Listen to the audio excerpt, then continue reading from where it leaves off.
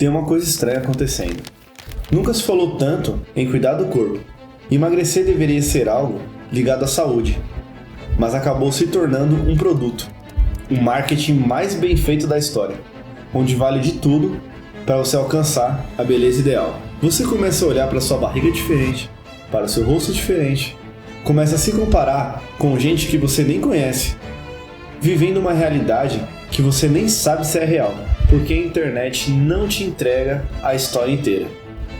Ela te entrega só aquele recorte que vende. Você pode até ver o resultado, mas você não vê o preço.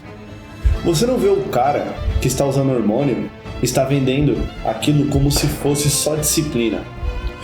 Ou aquela pessoa que fez diversos procedimentos estéticos, editou a foto e agora chama aquilo de autoestima. Você também não vê quem está tomando remédio sem nenhum tipo de acompanhamento.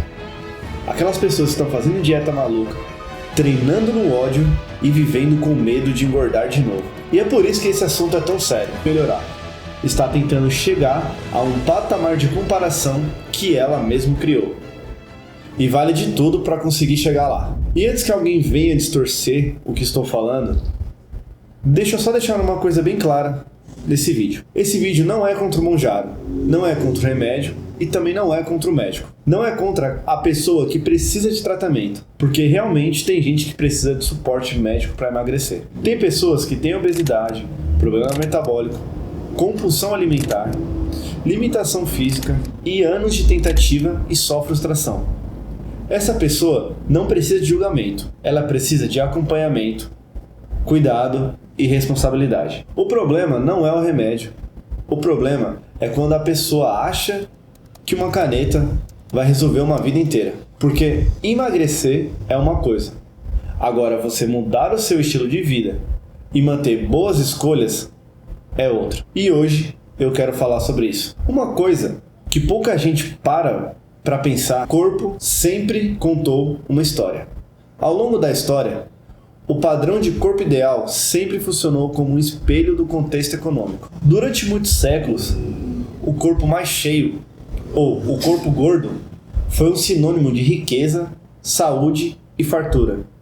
Se você olhar algumas pinturas antigas, você vai ver que os corpos cheios são retratados com uma beleza, uma presença. Não era tratado como vergonha, só que o tempo passou e o jogo virou. E hoje, em muitos ambientes, principalmente na internet, a gordura virou quase uma acusação, como se a pessoa acima do peso fosse automaticamente relaxada, fraca, descuidada, ou sem controle, ou sem força de vontade. E o corpo seco, definido, magro, virou símbolo de vitória, que ela é mais disciplinada, que ela é mais forte e digna de mais admiração. Mas será mesmo? Porque tem gente com shape e completamente doente por dentro. Tem gente com o abdômen definido e pânico de comer uma fatia de pizza. Tem gente com o rosto bonito que não consegue passar por um espelho sem procurar um defeito. E aí que a estética passa do ponto. E uma coisa é você querer melhorar de vida, querer ter mais saúde, mais disposição e mais confiança. Isso sim é legítimo. Isso é bom. Isso é necessário para muita gente. Outra coisa é você transformar o corpo no inimigo. É olhar para si mesmo como se fosse um projeto defeituoso que precisa ser corrigido a qualquer custo. E nós estamos vendo isso acontecer o tempo todo. Pessoas que não conseguem se sentir bem. E o pior é que muita gente finge que está tudo bem. Faz piada com o próprio corpo antes que alguém faça. Mas por dentro, aquilo incomoda. Porque tem dores que a gente só aprende a disfarçar para não parecer ser fraco. E a indústria sabe exatamente onde apertar. Ela sabe que você está inseguro. Sabe que você está cansado. Sabe que você quer aquele resultado rápido. Sabe que você não aguenta mais começar e parar. E que tem vergonha de se mostrar ou aparecer. E aí que surgem as promessas.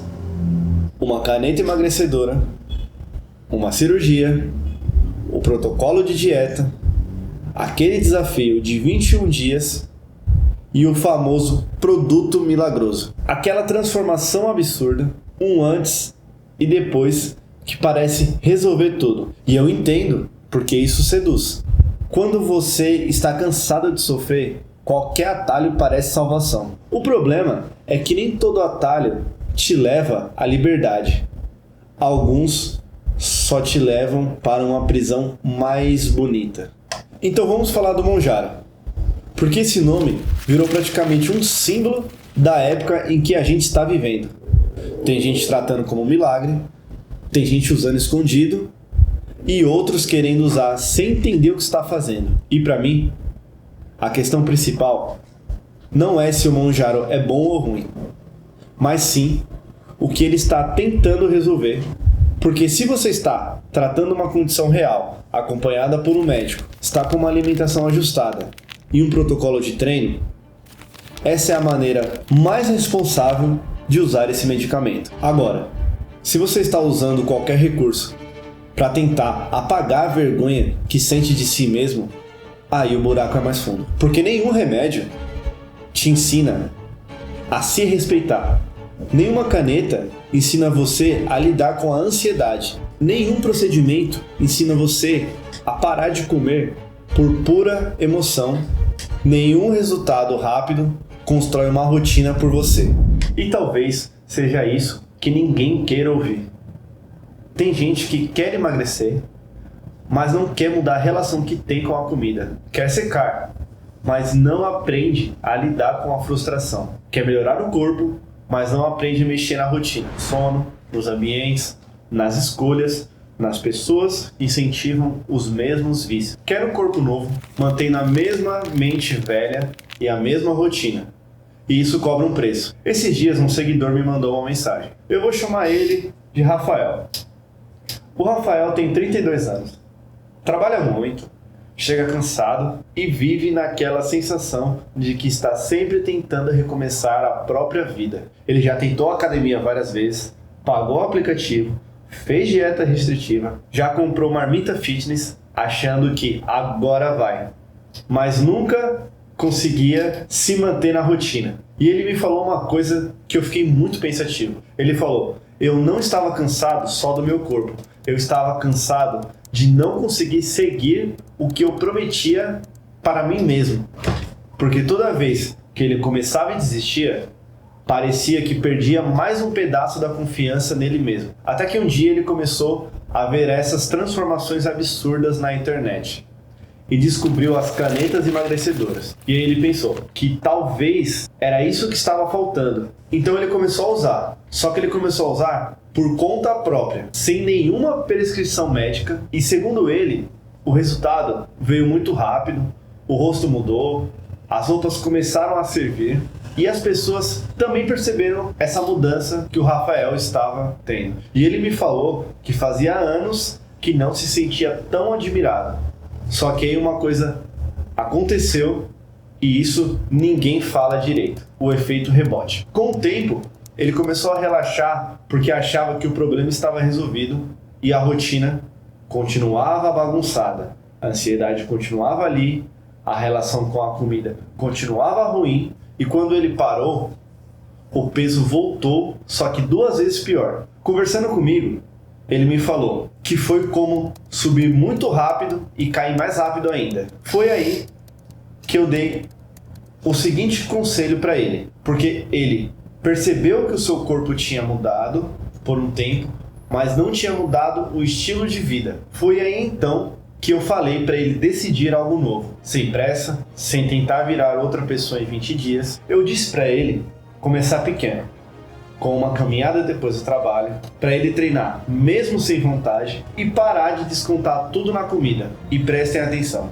parar de consumir conteúdo que fazia ele se odiar. Ele falou que no começo ninguém percebeu, mas tinha uma coisa acontecendo por dentro. Ele começou a confiar nele mesmo, porque toda vez que fazia o básico, mesmo sem motivação, ele sentia que estava provando para a própria mente, eu não me abandonei hoje. E eu acho que muita gente também precisa ouvir isso. Mudança rápida realmente pressiona. Mas a disciplina, ela é silenciosa, e o que realmente sustenta alguém quando ninguém está olhando é a disciplina. É parar de transformar cada queda numa sentença final. A maioria das pessoas vive no 8 ou 80. Ou ela está completamente focada, ou já largou tudo. Está tentando fazer aquela dieta perfeita, ou já chutou o balde. Só que a vida real, ela não funciona desse jeito. Mudança de verdade não é uma cena de filme. Não toca uma música épica todos os dias. Não é sempre que você vai acordar inspirado e ter vontade de cumprir com a sua responsabilidade. Tem dias que você vai precisar fazer cansado, vai precisar fazer irritado. E esse é o ponto que separa de quem brinca de mudar e de quem realmente muda. Eu sei que tem gente assistindo esse vídeo agora que está realmente cansado. Cansado de começar e parar. De se olhar no espelho e sentir que perdeu todo o controle. E talvez você nunca tenha falado isso pra ninguém. Tem muita gente confundindo disciplina com violência interna. Você treina sem gostar do que está vendo, erra e se tortura, come com culpa, se culpa o dia inteiro e ainda chama isso de foco. Mas no fundo só está tentando se punir até virar outra pessoa. Isso não sustenta ninguém. Uma hora você cansa e talvez o caminho seja menos cinematográfico e mais real. Fazer o básico e com respeito.